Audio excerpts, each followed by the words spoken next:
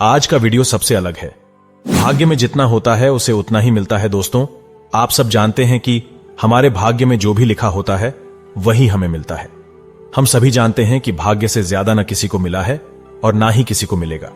लेकिन बात यहां पर यही है कि अगर भाग्य में लिखा हुआ है तो फिर मेहनत और कर्म करने की क्या जरूरत है।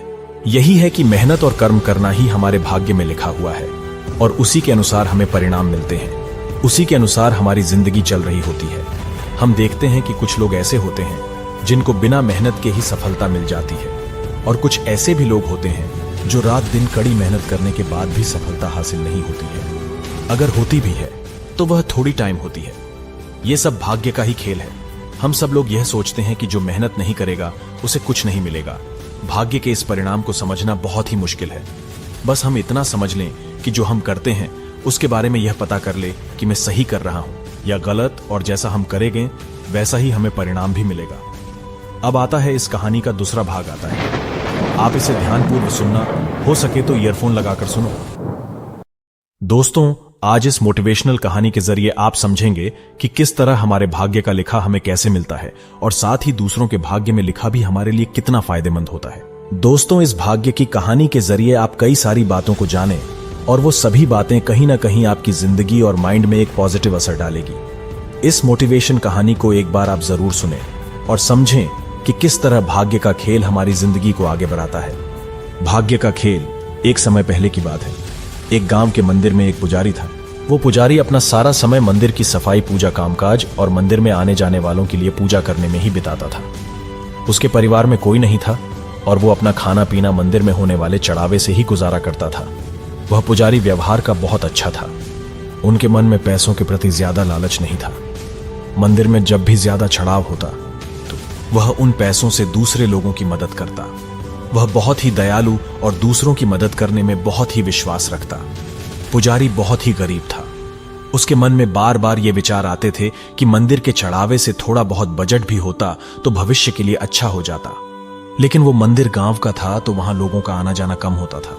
मुश्किल से दिन भर में 6-7 पैसे का चढ़ावा होता था, जिसमें से पुजारी अपने दिन भर की जरूरतों को पूरा करने के बाद में 2 पैसे ही बचा पाता था।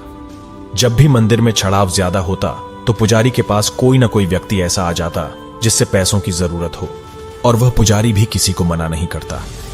बहुत समय बीत गया, लेकिन पुजारी के अब पूरे दिन में ज्यादा पैसा नहीं बचा रहे थे।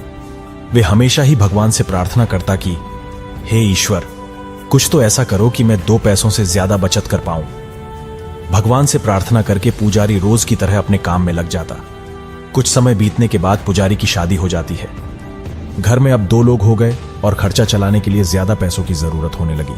पुजारी की शादी होने के बाद मंदिर में लोगों का आना जाना फिर से बढ़ने लगा, जिसकी वजह से चढ़ाव भी ज्यादा होने लगा और अब पुजारी अपने घर के पूरे खर्चे करने के बाद में 9 से 10 पैसे रोज बचाने लगा। धीरे धीरे पुजारी के पास ज्यादा पैसे हो गए और कुछ पैसों से उसने अपने घर की मरम्मत करवाई और कुछ पैसों से बाकी के काम पूरे किए और बाकी बचे हुए पैसों को भविष्य के लिए बचा के रखे।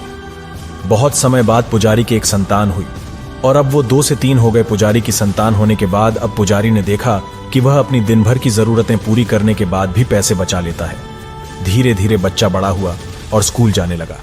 उसके साथ ही पुजारी के खर्चे भी बढ़ने लगे। अपनी बचत के पैसों से पुजारी अपने बच्चों की पढ़ाई का खर्चा चलाता था। जैसे जैसे बच्चे की उम्र बढ़ती गई और पढ़ाई का खर्चा बढ़ने लगा, वैसे वैसे ही मंदिर में चढ़ावा ज्यादा होता चला गया। ज्यादा लोग आने लगे और पुजारी के जीवन में पैसों की कोई कमी नहीं हुई। अपनी जिंदगी को इस तरह बदलता देख पुजारी के मन में विचार आया। वह एक दिन भगवान से प्रार्थना करता और पूछा कि हे प्रभु, मैं रोज के 2 पैसे बचाता था और बहुत कोशिश करने के बाद भी मैं कभी 2 पैसों से ज्यादा नहीं बचा पाया, लेकिन आज मैं सब खर्च करने के बाद भी 35 पैसे बचा लेता हूं, जो कि मेरे और मेरे परिवार के लिए बहुत है। यह सब की वजह क्या है भगवान? क्या ये आपकी कृपा है या फिर मेरा भाग्य? ऐसा कहकर पुजारी अपने रोज के कामों में लग गए। एक रात के समय पुजारी गहरी नींद में थे। उस समय भगवान उनके सपनों में आए और बोले, भक्त, मैंने ना तुम्हारा भाग्य बदला है और ना ही मैंने कोई कृपा करी है।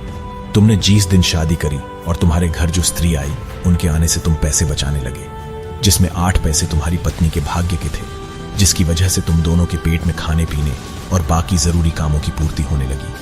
फिर तुम्हारी संतान हुई और उसके होने के बाद तुम पैसे बचाने लगे, जिसमें से 5 पैसे तुम्हारी संतान के भाग्य के थे, और आज जो तुम 30 पैसे बचा रहे हो उसमें से 15 पैसे तुम्हारे बच्चे की पढ़ाई और उसके बेहतर भविष्य के भाग्य के हैं।